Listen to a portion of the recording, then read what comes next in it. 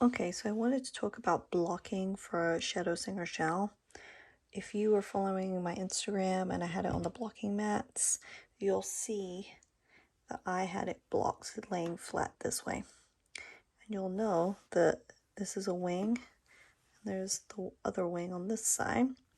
So this is technically folded in half from like the point of the chest to the point of the back.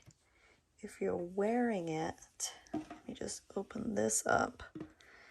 If you were looking at it head on when you're wearing it, this little guy here, this point, that's technically the front, right? Front of your pattern or your design. I prefer, instead of blocking it this way, which you can do if you would like, I prefer blocking it and folding it in half as it was before, because I feel like it gives a really nice shaping to that front point that you can see right here.